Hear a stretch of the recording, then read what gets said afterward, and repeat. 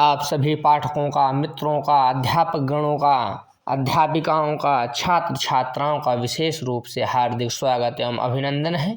आप सब इस वीडियो में अथातो घुमक्कड़ जिज्ञासा जो राहुल सांकृत्यायन जी द्वारा रचित है, उसका संपूर्ण अभ्यास कार्य भाषा, व्याकरण सहित जीवन परिचय के साथ इस वीडियो में देखेंगे। तो आइए पहले गद्यांश का प्रश्नोत्तर करते हैं कि दिए गए गद्यांशों पर आधारित प्रश्नों के उत्तर दीजिए। मैं मानता हूँ पुस्तकें भी कुछ कुछ घुमक्कड़ी का रस प्रदान करती हैं। लेखक कहता है कि भाई मैं मानता हूँ कि यदि घूमने वाली पुस्तक को हम पढ़ेंगे, यानी जिस पुस्तक में घूमने के बारे में, भ्रमण के बारे में लिखा है, तो कुछ रस प्रदान होगा। लेकिन जिस तरह फोटो देखकर आप हिमालय के देवदारू के गहन वनों, गहन माने घने वनों, घने वनों, वनों माने जंगल, घने जंगलों और श्वेत हिम मुकुटित और सफेद श्वेत शीतल हिम माने बर्फ से, मुकुटित माने आच्छादित, ढके हुए शिखरों के सौंदर्य, शिखरों माने चोटियों की सुंदरता और उनके रूप और उनकी सुगंध अनुभव नहीं कर सकते हैं। उसी तरह यात्रा की कथाओं को सुनकर आपको उस बूंद से भेंट नहीं हो सकती जो कि एक घुमक्कड़ को प्राप्त होती है। यानी जब तक आप घूमेंगे नहीं, तब तक आपको वह आनंद प्राप्त नहीं होगा जो घूमने वाले आनंद प्राप्त करते हैं।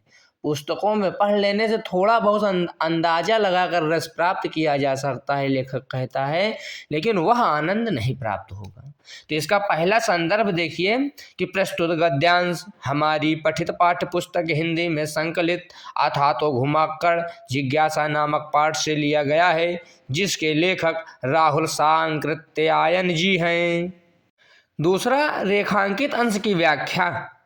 तो इस गद्यांश में लेखक कहता है कि आप इस प्रकार संदर्भ लिख लेंगे, हमारी दो बार है, उस पर ध्यान मत दीजिएगा। एक इसकी व्याख्या कि इस गद्यांश में लेखक कहता है कि बिना भ्रमण किए आप भ्रमण करने का आनंद प्राप्त नहीं कर सकते। अर्थात घूमने का आनंद तभी है जब आप घूमें, इसका आनंद पुस्तक नहीं दे सकती है। लेखक कहता है कि आप हिमालय के देवदारू के घने जंगलों और श्वेत बर्फों से ढके हुए चोटियों की सुंदरता, उनके रूप और सुगंध का अनुभव उनके चित्र को देखकर नहीं कर सकते, अर्थात उसका आनंद प्राप्त नहीं कर सकते। उसी प्रकार आप यात्राओं की कहानी को पढ़कर व सुनकर घूमने के आनंद की अनुभूति नहीं कर सकते हैं। घूमने का आनंद तो घूमकर ही प्राप्त किया जा सकता है, अर्थात घुमक्कड़ को ही घूमने का आनंद प्राप्त हो सकता है। तो इस प्रकार कह रहा है लेखक कि जब तक आप घूमेंगे नहीं, तब तक उस चीज़ का आनंद करेंगे नहीं। यानी आपको प्रैक्टिकल करना पड़ेगा। जैसे रसगुल्ला देखकर आनंद नहीं प्राप्त किया जा सकता, रसगुल्ला खाने पर ही आनंद प्राप्त होगा। तो इस प्रकार रेखांकित अंश की व्याख्या हो गई। आप लोग इस व्याख्या को लिखकर अपने फेयर कंप्लीट कर सकते हैं। यहाँ आपको सबसे आसान और शुद्ध भाषा में कार्य आपको मिलेगा। इसी प्रश्नोत्तर का, यानी प्रश्नोत्तर का के गद्यांश का तीसरा प्रश्न है कि यात्रा संबंधी साहित्य के बारे में राहुल जी के क्या विचार है।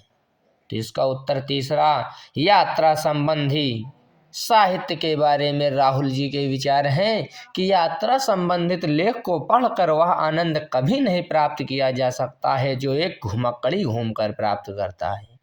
चौथा, प्रस्तुत गद्यांश का आशय स्पष्ट कीजिए। वही प्रश्न घूम घूम दे रहा है इधर उधर, थोड़ा हमको इधर उधर करके लिख लेना है कि प्रस्तुत गद्यांश का आशय है कि मनुष्य घुमक्कड़ होकर के ही आनंद प्राप्त कर सकता है। यात्रा शास्त्र पढ़कर वह आनंद कभी नहीं प्राप्त किया जा सकता है जो आनंद घुमक्कड़ घूम कर प्राप्त कर लेता है। पांचवा, प्रस्तुत अवतरण में राहुल जी ने क्या सिद्ध करने का प्रयास किया है। तो प्रस्तुत अवतरण में राहुल जी ने यह सिद्ध करने का प्रयास किया है कि जो आनंद घुमक्कड़ घूम करके प्राप्त करता है, वैसा आनंद कल्पना करने अर्थात घुमक्कड़ी शास्त्र पढ़ने और हिमालय जैसी सुंदर स्थानों के चित्रों को देखने से प्राप्त नहीं किया जा सकता। अर्थात किसी को देखकर वह आनंद नहीं प्राप्त किया जा सकता। उसकी अनुभूति करना है तो उसका स्वाद चखना पड़ेगा, नहीं तो मन चप्पन घर में वो करते रहो, बैठे रहो कि ये खाएंगे वो खाएंगे, बर्गर खाएंगे, समोसा खाएंगे, मिल कुछ नहीं रहा तो आनंद आने वाला नहीं। अब मनचप्पन क्या है इसको बताइए हमको कमेंट। प्रश्नोत्तर खा। गद्यांश है कि कोलंबस और वास्को डिगामा दो घुमक्कड़ ही थे जिन्होंने पश्चिमी देशों के आगे बढ़ने का रास्ता खोला। यानी लेखक बताना चाहता है कि कोलंबस और वास्को डिगामा दोनों ही ये वही थे जो 15वीं सदी के प्रसिद्ध यूरोपीय नाविक और खोजकर्ता थे जिन्होंने दुनिया के नक्शे को बदलने वाली समुद्री यात्राएं की। कोलंबस पश्चिम की ओर अटलांटिक पार करके अमेरिका पहुंचा, जबकि Vasco da Gama Africa cap of good hope होते हुए यूरोप से भारत का सीधा समुद्री रास्ता खोजने में सफल रहा। तो इस प्रकार कहने का मतलब है कि इन लोगों ने घूमने और टहलने और यात्रा के बल पर ही एशिया से अधिक विकसित स्थानों की खोज की और उसको विकसित किया, जबकि भारत और चीन घूम नहीं पाए। तो संदर्भ इसका भी पूर्वत रहेगा क्योंकि पूरे गद्यांश का संदर्भ इस पाठ का पूर्वत यानी एक ही रहेगा, तो इसलिए पूर्वत माने पहले वाला लिख के काम चल जाता है। रेखांकित अंश की व्याख्या हम इस प्रकार लिखेंगे कि गद्यांश में कोलंबस और वास्को डिगामा के माध्यम से पश्चिमी देशों के विस्तार और एशियाई देशों के देश की चूक का वर्णन किया जा रहा है। लेखक बताना चाहता है कि कोलंबस और वास्को डिगामा दो घुमक्कड़ ही थे, अर्थात यात्रा करने वाले ही थे, टहलने ही वाले थे, देखने वाले ही थे जिन्होंने पश्चिमी देशों के आगे बढ़ने का मार्ग प्रशस्त किया और इनके कारण पश्चिमी देशों को नई भूमि और संसाधन प्राप्त हुए जिससे वे शक्तिशाली हो गए। इसके विपरीत एशियाइयों ने घुमक्कड़ धर्म को नहीं अपनाया, यानी भ्रमण नहीं किए, देशों को देखे नहीं, जाने नहीं, पहचाने नहीं, अपने मस्त रहे और ये अपनी आबादी के हिसाब से विकसित होने में पीछे हो गए। तीसरा, पश्चिम देशों के आगे बढ़ने का रास्ता किसने खोला? पश्चिमी देशों के आगे बढ़ने का रास्ता कोलंबस और वास्को डिगामा ने खोला। चौथा प्रश्न है, चीन और भारत अपना झंडा गाड़ने में कहाँ असफल रहे? चीन और भारत अपना झंडा एशियाई देशों में गाड़ने में असफल रहे, अर्थात ये आगे नहीं बढ़ पाए। पांचवा प्रश्न, भारत और चीन किस धर्म से विमुख थे? भारत और चीन घुमक्कड़ धर्म से विमुख थे। अब गा गद्यांश प्रश्नोत्तर गा का देखिए, लिखा हुआ है कि बुद्ध और महावीर से बढ़कर यदि कोई त्याग, तपस्या और सहृदयता माने दयालुता का दावा करता है तो मैं उसे केवल दम्भी माने पाखंडी कहूँगा, लेखक कहता है। आजकल कुटिया या आश्रम बनाकर तेली के बैल की तरह कोल्हू से बंधे कितने ही लोग अपने को अद्वितीय माने निराले, यानी उनके जैसा अद्वितीय माने जैसे कोई नहीं हो, अलौकिक विचित्र बताते हैं, महात्मा कहने वाले हैं या चेले से कहलाते हैं। लेखक उन पर कटाक्ष कर रहा है जो घर में बैठे बैठे अपने आप को महान मान रहे हैं, देश नहीं घूम रहे हैं, अनुभव नहीं कर रहे हैं।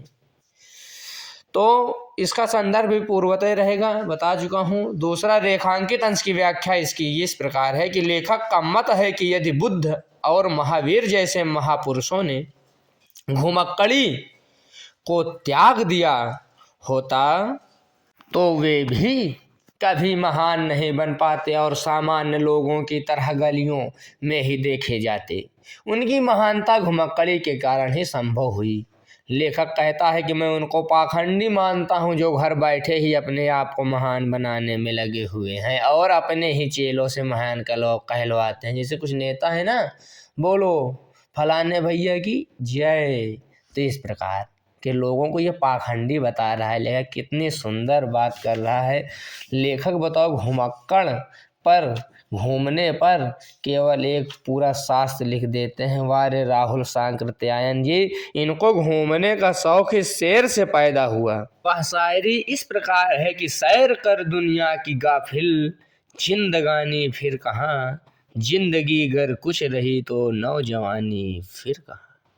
तो यह शेर जब इन्होंने पढ़ा तभी से इनके मन में भ्रमण करने की जिज्ञासा उत्पन्न हुई। तीसरा प्रश्न है, तेली के बैल बनने से क्या आशय है? तेली के बैल बनने से आशय है एक ही स्थान पर बंध कर रहना और जीवन में कोई प्रगति न करना। चौथा, लेखक आजकल के साधुओं के संबंध में लेखक के क्या विचार हैं। लेखक के विचार में आजकल के साधु कुटिया बनाकर तेली के बैल की तरह एक ही जगह बंधे रहते हैं और स्वयं को त्यागी तपस्वी बताते हैं, जबकि वे पाखंडी हैं। पांचवा प्रश्न, लेखक ने किस बात को अहंकार का सूचक माना है। बुद्ध और महावीर से बढ़कर यदि कोई त्याग तपस्या का दावा करता है तो लेखक ने उसको ही अहंकार का सूचक माना है। घा देखिए अब अगला गद्यांश कि संसार में यदि अनादि में जिसका आरंभ ना हो, जिसका अंत ना हो, सनातन धर्म है तो वह घुमक्कड़ धर्म है। लेकिन वह संकुचित संप्रदाय नहीं है, यानी वह कोई सिमटा हुआ संप्रदाय नहीं है। वह आकाश की तरह महान है, समुद्र की तरह विशाल है, जिसका अंत ही नहीं है घुमक्कड़ का। इतनी बड़ी बात घुमक्कड़ यानी भ्रमण के बारे में कह रहे हैं तो इसका भी संदर्भ पूर्ववत होगा। रेखांकित अंश की व्याख्या इस प्रकार लिखेंगे, लेखक के अनुसार घुमक्कड़ धर्म किसी संकुचित संप्रदाय की तरह छोटा नहीं है, बल्कि वह आकाश की तरह असीमित और समुद्र की तरह विशाल है। इसका अर्थ है कि घुमक्कड़ धर्म में संपूर्ण मानवता समाहित है और यह किसी एक वर्ग या समूह तक सीमित नहीं है। तीसरा, घुमक्कड़ धर्म को अनादि सनातन धर्म की संज्ञा दी गई है। यानी तीसरा प्रश्न है कि घुमक्कड़ धर्म को किस धर्म की संज्ञा दी गई है, तो घुमक्कड़ धर्म को अनादि सनातन धर्म की संज्ञा दी गई है।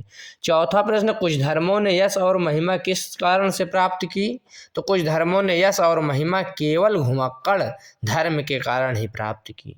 पांचवा प्रश्न, प्रभु ईसा मसीह एवं उनके अनुयायियों के संदर्भ में लेखक के क्या विचार हैं। लेखक के विचार हैं कि प्रभु ईसा स्वयं एक घुमक्कड़ थे और उनके अनुयायी भी ऐसे ही घुमक्कड़ थे जिन्होंने ईसा के संदेश को दुनिया के कोने कोने में पहुंचाया। और आखिरी गद्यांश, घुमक्कड़ी से बढ़कर सुख कहाँ मिलता है। आखिर चिंताहीनता, यानी जिसके पास चिंता न हो, चिंता मुक्त हो तो चिंताहीनता तो सुख का सबसे स्पष्ट रूप है। घुमक्कड़ी में कष्ट भी होते हैं थोड़ा बहुत, जैसे कहीं की पर्यावरण गड़बड़ है तो कहीं थोड़ा जल की अव्यवस्था हो गई, कहीं ठंडी अधिक है, गर्मी अधिक, कहीं कांटा लग गया पैर में।